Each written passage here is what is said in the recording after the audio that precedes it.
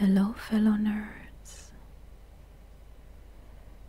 I have taken out my copy of the monster manual again today,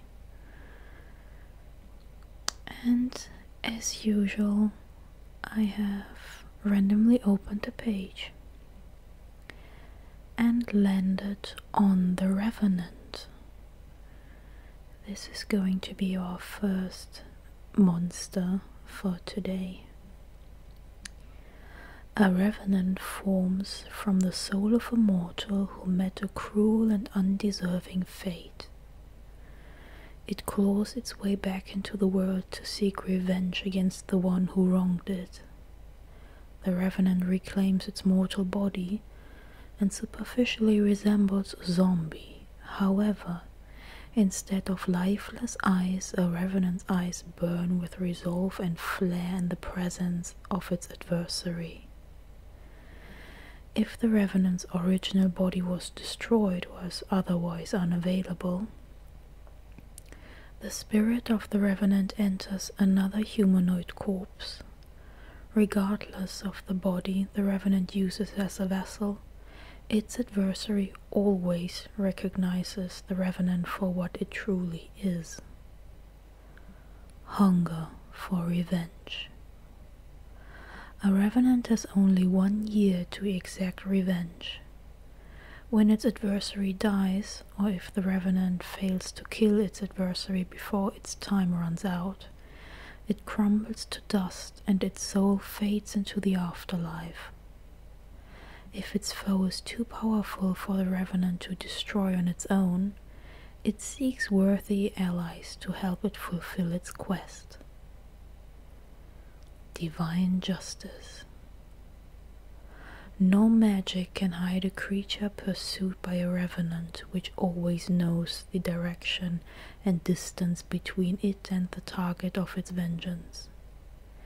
In cases where the Revenant seeks revenge against more than one adversary, it pursues them one at a time, starting with a creature that dealt it the killing blow. If the Revenant's body is destroyed, its soul flies forth to seek out a new corpse in which to resume its hunt. Undead nature. A Revenant doesn't require air, food, drink, or sleep. Now, is it just me, or is the Revenant a very good premise for a short story? My mind is already racing, but this is a different topic for a different time. Let's have a look at the stat block. A Revenant is a medium undead with a neutral alignment. That's interesting. I would have expected D&D to go with its usual "if you want exact revenge, you are truly evil" stance on this. But no. Neutral alignment. Okay. It has an armor class of 13, leather armor. It has 136 or 16d8 plus 64 hit points and a speed of 30 feet. It has 18 points in strength with a modifier of +4, 14 points in dexterity with a modifier of +2, again 18 points in constitution with a modifier of +4, 13 points in intelligence, that's a modifier of +1, 16 points in wisdom, that's a modifier of +3, and 18 points in charisma with a modifier of +4. It gains +7 on strength saving throws, +7 on constitution, +6 on wisdom, and +7 on charisma saving throws. It is resistant to necrotic and psychic damage. It is immune to poison damage. It is also immune to the following conditions: charmed, exhaustion, frightened, paralyzed, poisoned, and stunned. It has 60 feet dark vision and a passive perception of 13. It knows the languages it knew in life. It has a challenge rating of 5, and you would gain 1,800 experience points from defeating the Revenant. Regeneration. The Revenant regains 10 hit points at the start of its turn. If the Revenant takes fire or radiant damage, this trait doesn't function at the start of the Revenant's next turn. The Revenant's body is destroyed only if it starts its turn with 0 hit points and doesn't regenerate. Rejuvenation. When the Revenant's body is destroyed, its soul lingers. After 24 hours, the soul inhabits and animates another corpse on the same plane of existence and regains all its hit points. While the soul is bodiless, a wish spell can be used to force the soul to go to the afterlife and not return. Turn immunity. The Revenant is immune to effects that turn undead. Oh, that's nice. Vengeful Tracker. The Revenant knows the distance to go and direction of any creature against which it seeks revenge, even if the creature and the Revenant are on different planes of existence. If the creature being tracked by the Revenant dies, the Revenant knows. Actions. Multi-attack. The Revenant makes 2 fist attacks.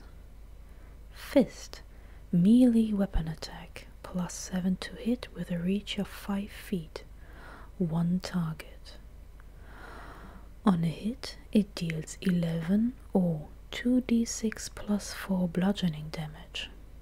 If the target is a creature against which the Revenant has sworn vengeance, the target takes an extra 14 or 4d6 bludgeoning damage.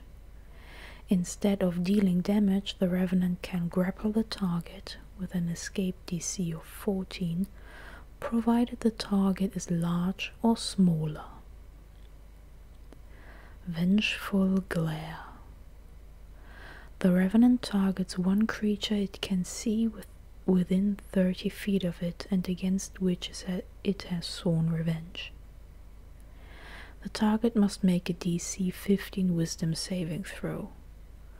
On a failure, the target is paralyzed until the Revenant deals damage to it, or until the end of the Revenant's next turn.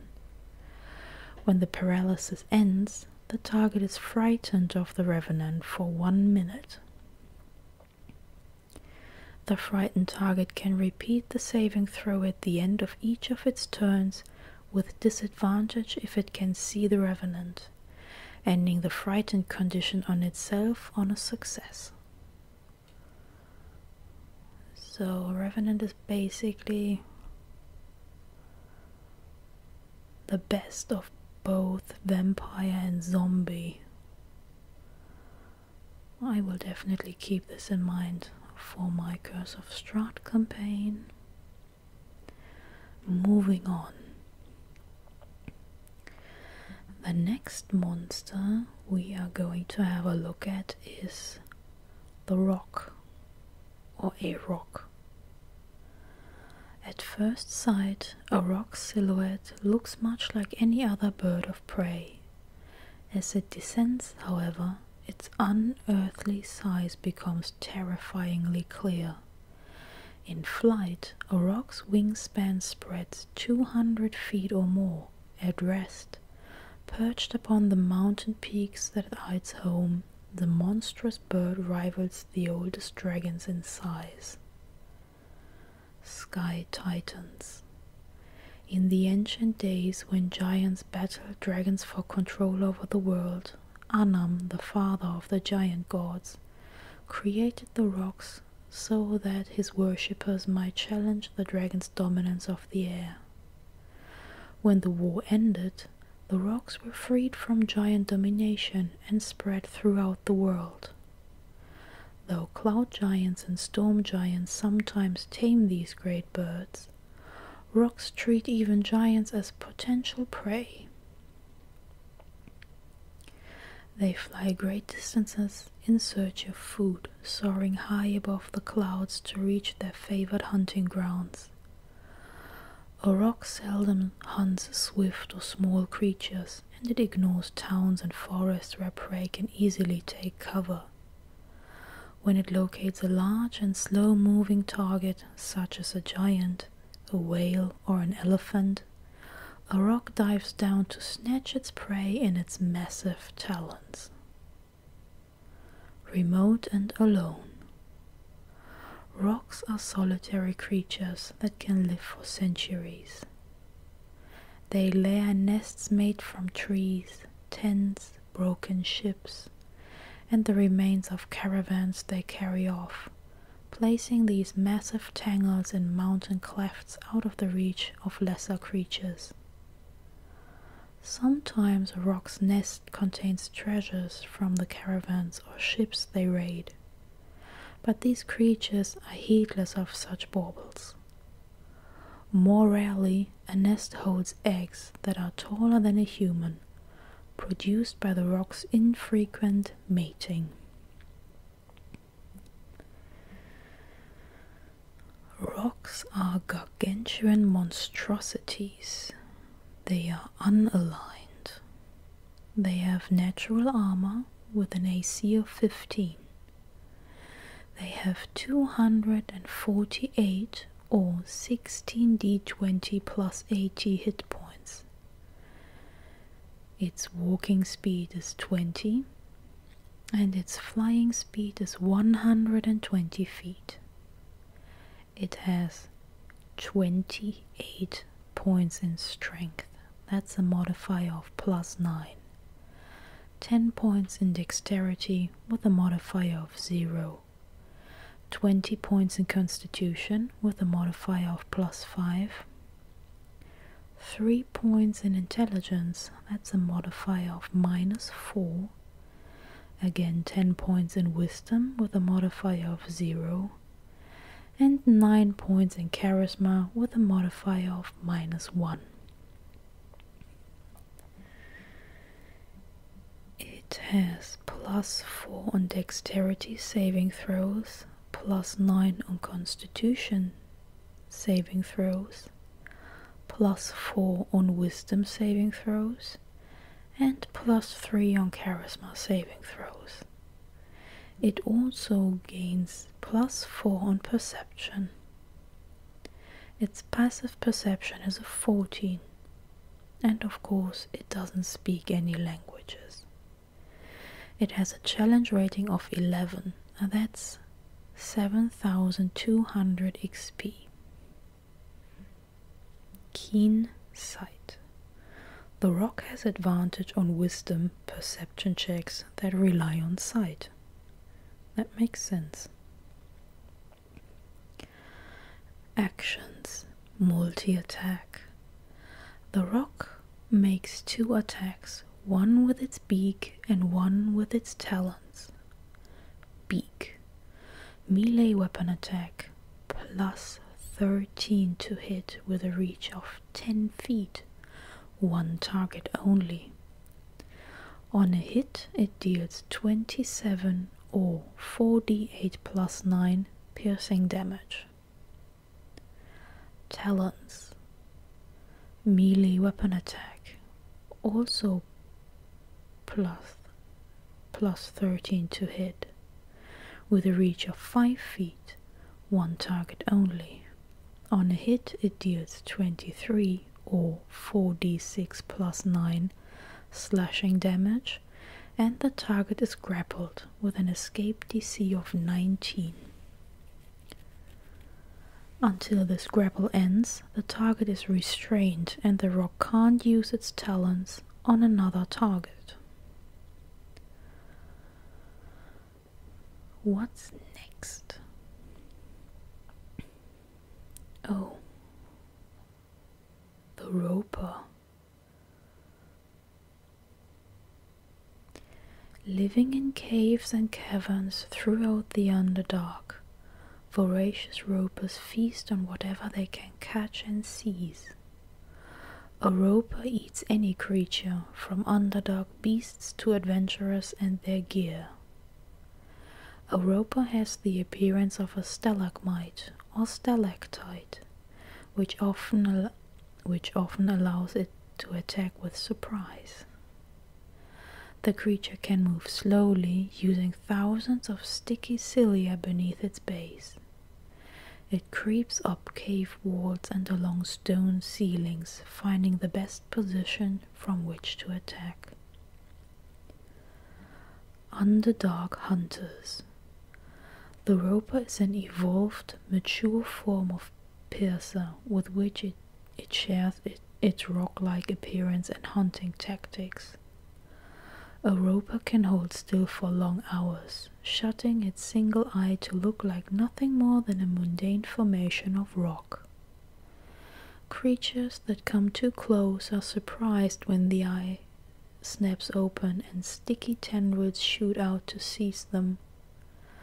The Ropa then makes horrible guttural sounds as it reels in its struggling victims, drawing them close for the fatal bite of its stony teeth. A Ropa can digest anything it eats, with the exception of platinum, gemstones, and magic items, which can sometimes be retrieved from the creature's gizzard after death. A Ropa's digestive juices are also valuable, fetching a high price from alchemists who use them as a solvent. Weakening Tendrils. A Ropa has 6 knobs set along its body, through which it extrudes sticky tendrils that bond to whatever they touch. Each tendril sends out hair-like growth that penetrate the creature's flesh and sap its strength, so the victim can struggle only weakly as the Ropa reels it in. If a tendril is cut through or broken, the Ropa produces a new one to replace it. That sounds disgusting. A Ropa is a large monstrosity with a neutral evil alignment. It has natural armor with an armor class of 20. It has, surprisingly, only 93 or 11d10 plus 33 hit points.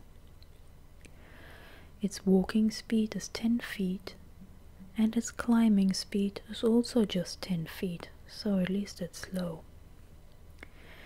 It has 18 points in dexterity, that's a modifier of +4. 18 points in strength with a modifier of +4. 8 points in dexterity with a modifier of -1. 17 points in constitution with a modifier of +3. 7 points in intelligence with a modifier of -2. 16 points in wisdom, that's a modifier of +3. And lastly, 6 points in charisma with a modifier of -2. It gains +6 on perception and +5 on stealth. It has 60 feet dark vision and a passive perception of 16. It doesn't speak any languages. It has a challenge rating of 5. That equals 1800 XP.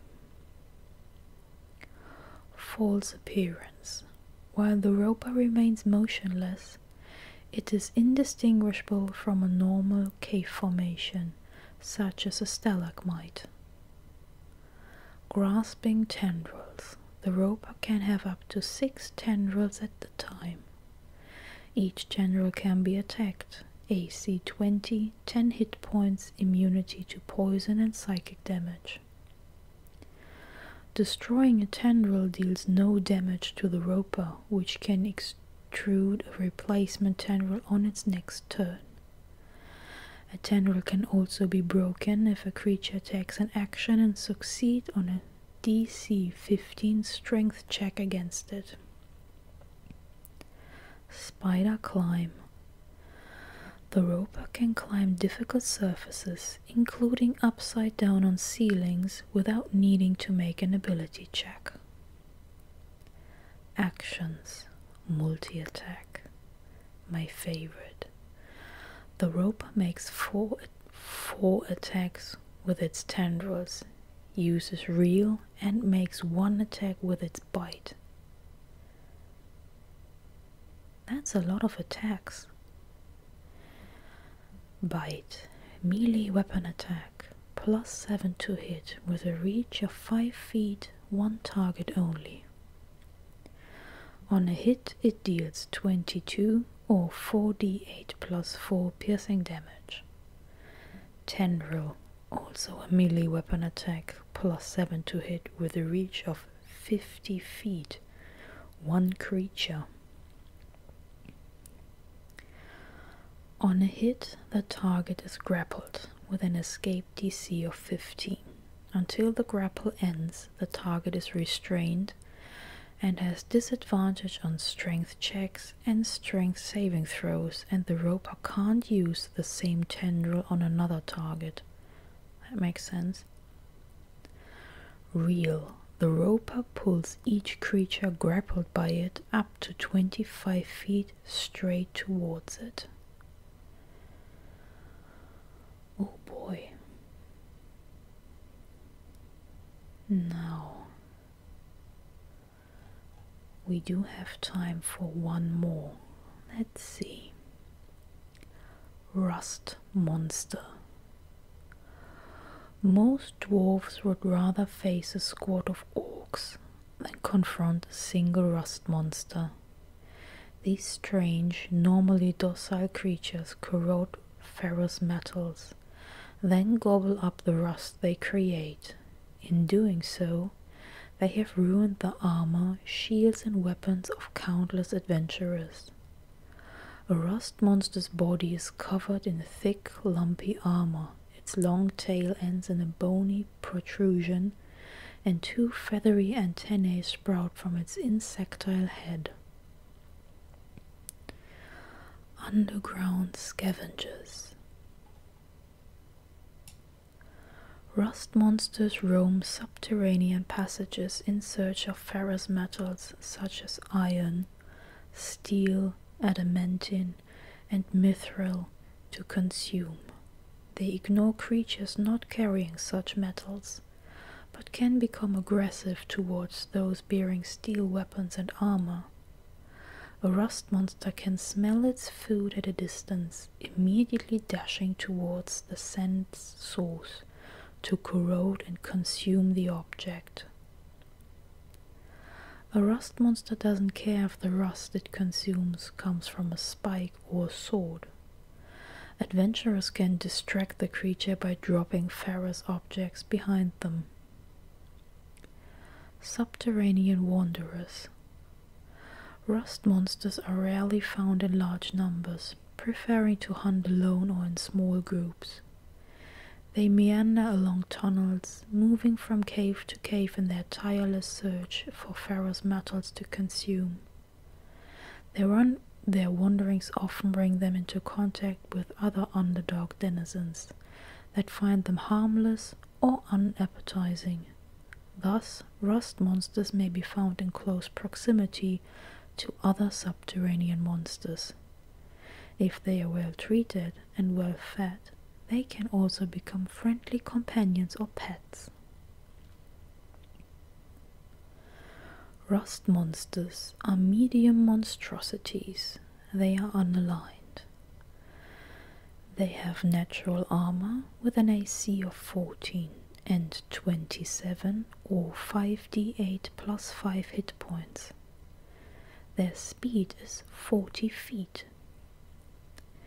They have 13 points in strength with a modifier of +1, 12 points in dexterity with a modifier of +1, again 13 points in constitution with a modifier of +1, only 2 points in intelligence with a modifier of -4, 13 points in wisdom with a modifier of +1, and 6 points in charisma with a modifier of -2.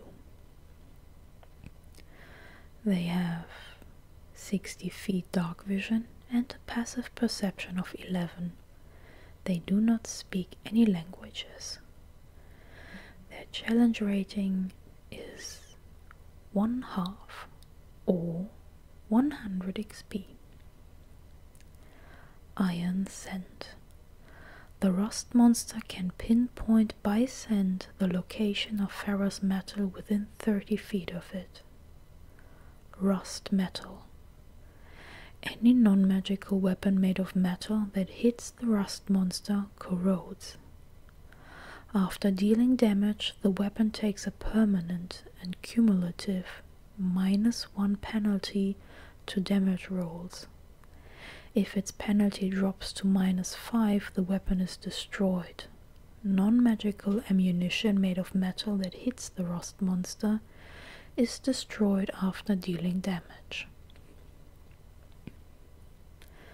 Actions. Bite. Melee weapon attack. +3 to hit. With a reach of 5 feet.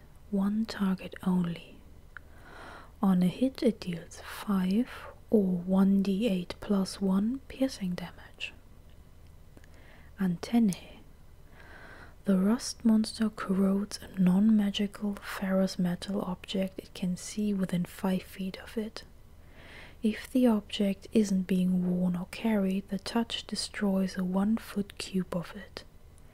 If the object is being worn or carried by a creature, the creature can make a DC 11 dexterity saving throw to avoid the rust monster's touch. If the object touched is either metal armor or a metal shield being worn or carried, it takes a permanent and cumulative -1 penalty to the AC it offers. Armor reduced to an AC of 10 or a shield that drops to a +0 bonus is destroyed. If the object touched is a held metal weapon, it rusts as described in the rust metal trait.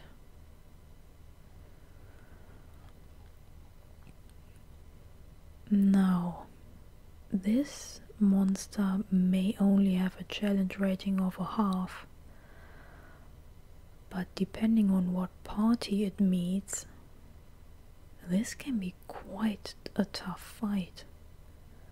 If you don't have any spellcasters, how are they going to deal with it without losing their weapons and their armor? This is such a clever design. I'm already wondering where I can place this. Well, at some point they are going to go into a cave or something, I hope. Just put some of these creatures in there. Nice. Anyway, as always, I hope you enjoyed this. Maybe you are as intrigued as I am by these unique monsters we have discussed today. Maybe let me know if you have used any of them in the comments. I always love to read stories from your campaigns, be it as a DM or as a player. So, thank you very much for spending your time with me.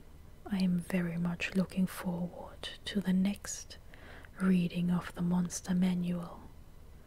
Until then, bye bye fellow nerds.